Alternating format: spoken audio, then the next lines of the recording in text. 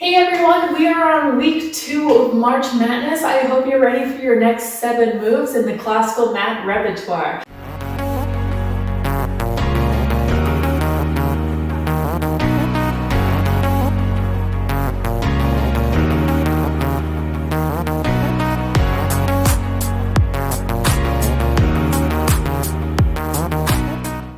We're going to get started with spine stretch. So spine stretch, we actually start out in a straddle. Classically, it's only just wider than your mat width, so it would actually be relatively narrow. But if you're working on either your side splits or working on opening up your hips more, by all means, have those hips and those legs a little wider. It's in your comfort zone and in your practice. With spine stretch, we're inhaling the arms up towards the ceiling. Using your exhale, reach through those fingertips, reach through the crown of your head. You're trying to get as long as you can as you come all the way down. Use that inhale, inflate your lungs, inflate your body. I always like to think of those blue men that stand outside the car dealerships. Using that inhale, inflate everything up. Exhaling as you come back down.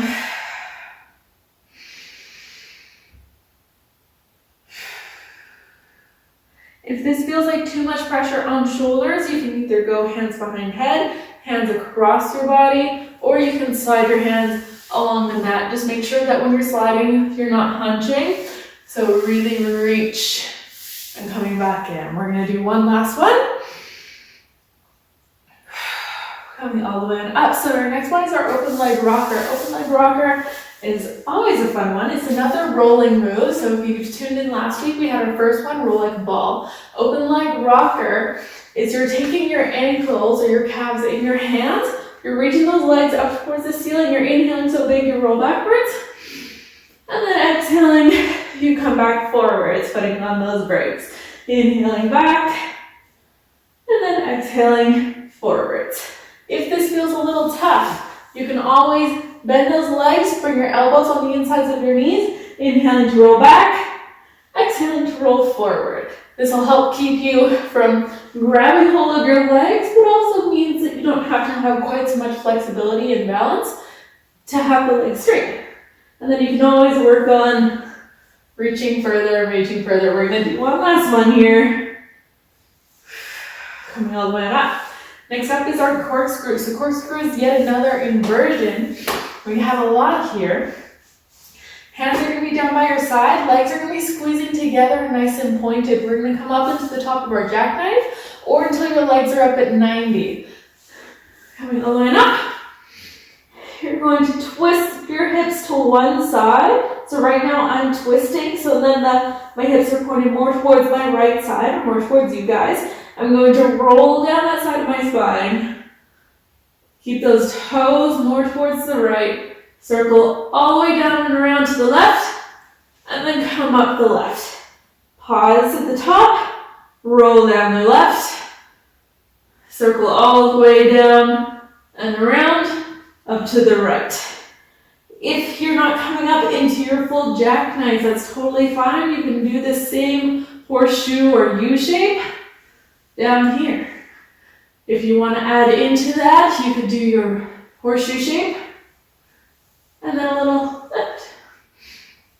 Okay, we're going to do one more set all the way over, all the way up, whatever that means to you, and then all the way over, back over to that right side or that first side, and then roll right down the middle.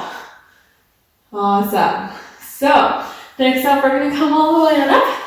We're going to do our saw. So the legs are going to come back into our straddle. You do not have to change directions. It's just a little easier for me to see. We're going to continue twisting. So arms are going to be out wide to the outside. If that doesn't feel right for you, either behind your head or across.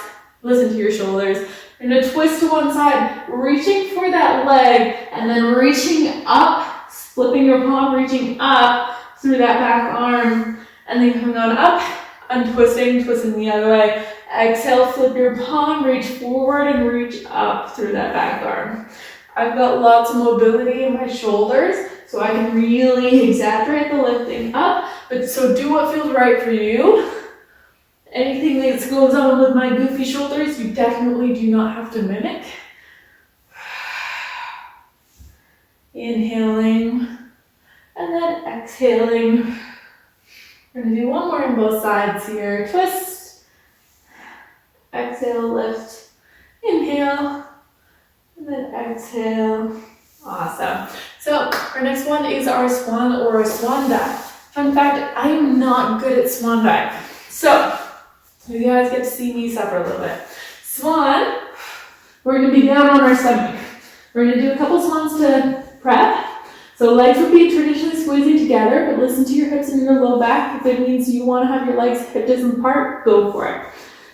Hands traditionally are on either side of our chest. If it feels better for you to have your hands further forward, so you get a little more upper back connection, go for it.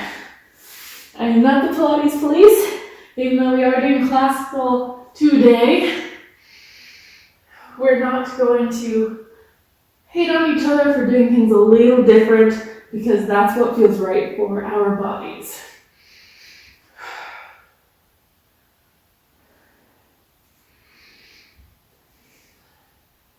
Awesome. So, swan dive. Swan dive is basically you're taking your swan and you're going to rock forward and you're going to rock back. First modification would be you're here, you release your hands, and you press back up again. Lift and lift.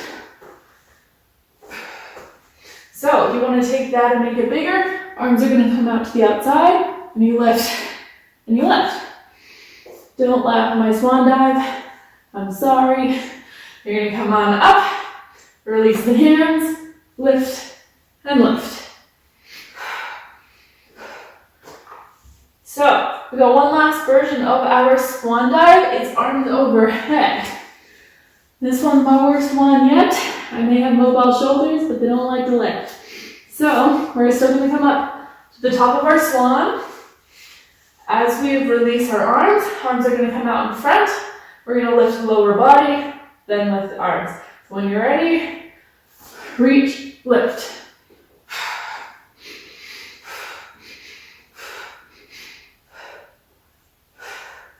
Press those hands down into the mat and roll yourself back into a child's pose.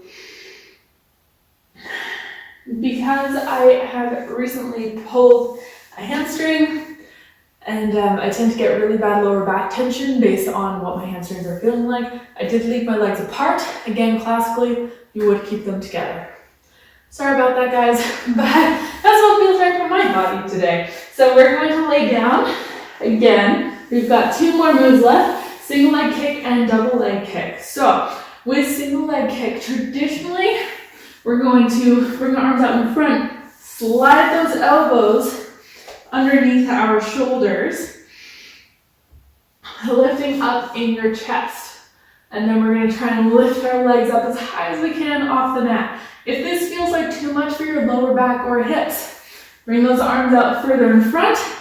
You can have them a little wider. I always like thinking big mixing bowl and be here. Pick your level of extension. If no extension is best for you, then have your hands down, have your forehead on your hands, lay flat, and do it there. The legs are going to be about hip distance apart. Lifting them up, you're going to take 1 foot point kick, flex kick, and another leg. Point and flex. Point, flex, point, flex, point, flex. You can tell which hamstring I injured. We're going to do one more on both sides. Awesome. Then legs are going to squeeze together. Hands are going to come behind your back. You're going to place one hand on top of the other. Don't clasp or grab hold of your fingers. We're going to take a great big deep breath. You're going to inhale, kick your legs towards your seat once, twice, 3 times. Think you're lifting your legs up, reach those arms down, and then you're going to switch cheeks. 1, 2, 3. Lift everything and exhale to switch. 1, 2, 3. Lift exhale to switch. If the shoulder mobility doesn't work for you, arms can be down by your side. 1, 2, 3, lift and release. 1, 2, 3, lift and release. Awesome. You're going to place those hands down by your side, press yourself back, have another quick child's pose because we are done our next 7 moves. Have those big breaths. Give yourself a little pat on the back. That's probably my hardest 7 there. I love open leg rocker, I love corkscrew, but the hip opening of saw and then swan dive and all that extension is not what my body does best. So I hope you guys enjoyed it. I hope you guys worked as hard as I did, and let me know what you think. Okay, I will see you next week for our 3rd week of March Madness, and I hope you absolutely love all this classical information coming at you, and I will see you all very, very soon.